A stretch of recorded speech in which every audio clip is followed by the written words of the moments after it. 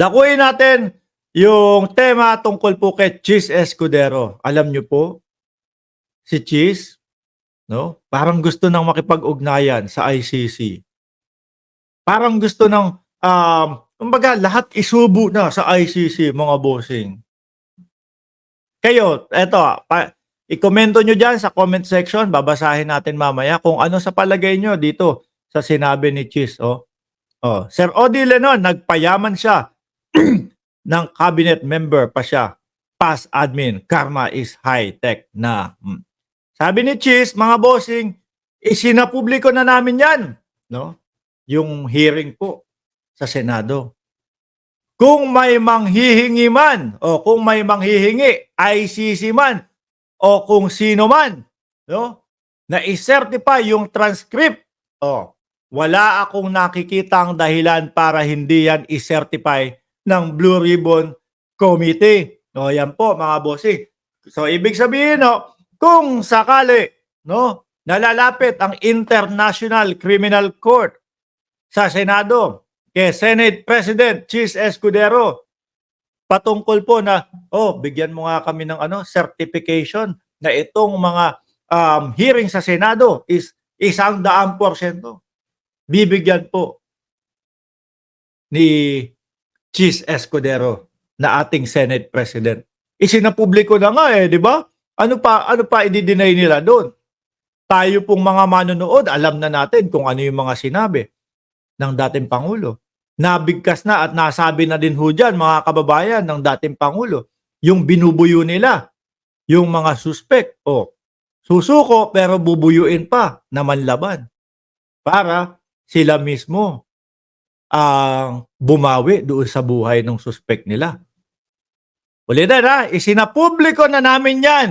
Kung may manghihingi, ICC, ayan, ang laki ICC man, o kung sino man na i-certify yung transcript, wala akong nakikitang dahilan para hindi yan i-certify ng Blue Ribbon Committee. Tama nga naman, basta yung dahilan o rason ay justifiable man o may kapaki-pakinabang, hindi yung kung sino-sino lang na wala man namang silbi talaga na paggagamit. Ay, baka sila maharlika.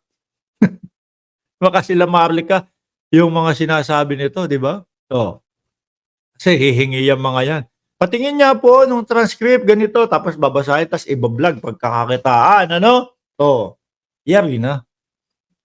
Sabi ni Chris Dioneda, sir, international lawyer daw siya, kaya magaling siya. Pero ayun, nagtatago kung magaling. Harapin, akala kasi ni Roque, sila pa mga nakapwesto ngayon. Pareho lang sila ng grupo ni Digong. Akala sila pa ang nakaupo. Nandiyan na din si Ma'am Lynn Hirakawa, mga kababayan. Si Chis, if ma-impeach si Sara, sabi ni Annabel B, ICC is coming to town. Pero mga kababayan, sabi ng mga DDS, hinihintay daw nila ang ICC at hinihintay daw po nila ang impeachment para kay Inday Sara Duterte. Bakit daw no? Sabi ko, totoo ba? Hinihintay nyo talaga? Steve Yasser, shout out sa iyo dyan, no? Totoo ba na hinihintay nyo? Kayo naniniwala sa kanila na hindi sila natatakot sa impeachment at hindi sila natatakot doon sa ICC? Imposible ho yan, mga kababayan. Pampalakas na lang ng loob yan. Ano po? Sabi nila, alam nyo kung bakit namin hindi kinatatakutan yung impeachment at yung ICC? Kasi yan yung magiging trigger point daw ho nila, mga boss. Yung trigger point daw po, siguro iniisip nila, kapag ibinaba o kapag ipinasa na, nung mga gustong ma-impeach ang si VP Sara, magti-trigger yan sa mamamayang Pilipino. Iisipin nila na totoong ginigipit ang ating Vice Presidente. Hindi na po pwede. Hindi na po kagaya ng mga sinaunang panahon ngayon No? Alam niyo po diyan, mga DDS, nakikinig kayo, Malaki ang pinagkaiba nung dati at ngayon. Ako naniniwala po ako, majority ng mamamayang Pilipino, gusto, no, mapababa ang Vice Presidente. Bakit ho? Doon sa mga press conference niya, yung mga tinuran o mga sinabi niya pa lang do'n, may mga impeachable offense na po do'n, mga kababayan. Doon po sa mga pagpapaliwanag ng budget na halos ayaw pong ipaliwanag ng Vice Presidente. Oh, yung mga ganong bagay po. O 'di ba parang yung yung ano mo, mga kababayan mo, gustong marinig kung saan mo ginamit yung pondo ng bayan tapos ayaw mong sabihin, ayaw mong magsalita. Oh, dahil ho nakikita, no, ng sambayan ng Pilipino yung mga pag-iwas ng Vice Presidente at nakita na din po, no, napanood ng sambayan ng Pilipino yung pag-amin ng dating Pangulong Duterte, no, na inuudyukan, binubuyo yung mga suspect pa lang. O yung mga suspect, nakita ng taong bayan yan. Tingin nyo sasama sa inyo? Yung taong, ilang beses na kayong nag-people power Sabi nga ni Just Vinces, mga mimol mower. O, yung mautog ninyo, nasaan na ba? Wala na. Ubus na. No? Wala na akong pumupunta doon sa mautog. Paano nila masasabing palakas sila ng palakas? Ang totoo ho, kinakabahan na yung mga yan. No? Lalo na ho, mga bossing, nung nakita nila yung nangyari kay Kibuloy, yung ang tapang-tapang nila, sigawan sila ng sigawan. Pumupunta pa ho dito yan, mga boss, no? Yung mga DDS nila, pumupunta dito sa ating live stream. Tapos ano po gagawin? Mark, sigaw ka ng sigaw na nahuli na si Kibuloy. Malapit nang mahuli si Kibuloy, makukuha na si Kibuloy, madadampot na si Kibuloy. Hanggang ngayon, wala pa din Kibuloy na nadadampot. Ngayon, ang tanong ko sa inyo ngayon, no, mainipin kasi kayo O ayun. Hindi tinantanan ni General Torre. Nasaan si Kibuloy ngayon? Huli, di ba? Pasok sa oblo. Oh. Pasok sa oblo, dapat gusto nyo manalo si Kibuloy sa eleksyon? Dapat sinabi nyo kay Kibuloy, Kibuloy, wag ka nang tumakbong senador. Tumakbo ka na lang ng mayor diyan sa kulungan. Wala pang botohan. Diba? Wala pang botohan na mangyayari. Panalo agad si Kibuloy. Mga kababayan, ma-influence siya si Kibuloy di ba? Lourdes Tocol, shoutout sa iyo. Oh. Sabi ni Annabel B, bankrupt este pros na yung mautog. Isa din po yan sa napansin ko, mga kababayan. Simula nung na-freeze yung mga account, no?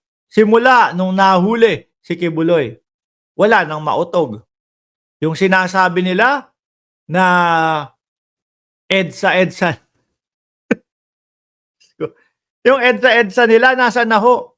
Tapos sasabihin, hinihintay talaga namin yung ICC Baka hindi lang kayo naghihintay. Baka majority ng Pilipino naghihintay dahil ho sa mga narinig kay dating Pangulong Duterte doon sa mga under oath ho yun mga kababayan. Na sila ay binubuyo pa nila yung mga suspect para manlaban. Baka lahat tayo nag-aantay na ngayon. At yung iba gustong-gusto na makapasok ang ICC. At dahil din po doon sa press conference ng Vice Presidente Inday Sara Duterte, majority na din ng Pilipino ang gusto bumaba o pababain o patalsikin sa kanyang pwesto ang Vice Presidente. Kaya wag nyo kaming paikutin. Trigger point. Trigger point daw po. Kaya hinihintay nila dahil daw po kapag ginawa na yon o kapag pinapa-impeach na si Inday Sara, magigising na daw po ang mamamayang Pilipino. Sabi ko, baliktad yata. No? Baka magulat kayo, mas dumami. Kunyari ho, mga kababayan. Nagkaroon na naman ng pagtitipon yung mga vloggers. No? Nagsabi, tara, mag-rally tayo, pumunta tayo doon sa impeach Sara. Baka makita nyo ho, yung mga viewers, yung mga manonood, yung sumusuporta sa gobyerno na ayaw nilang masira ang gobyerno ng Pilipinas, nandun lahat. Di ho ba? Kaya wag nyo kaming paikutin, Diyos ko Lord. Paikot kayo ng paikot, ayan tuloy. No? Nakarating na ng bahay ng ligtas yung ating kaibigan na si Archie Beroya. Sir, shoutout po sa inyo. Magandang gabi. At sabi ko nga po di ba? Under oath ang dating Pangulong Duterte nung tinuturan niya o nung sinasabi niya yung mga katagang binubuyo namin sila. Tagalog ko no? Tinagalog ko lang. Binubuyo namin sila para manlaban. Oh,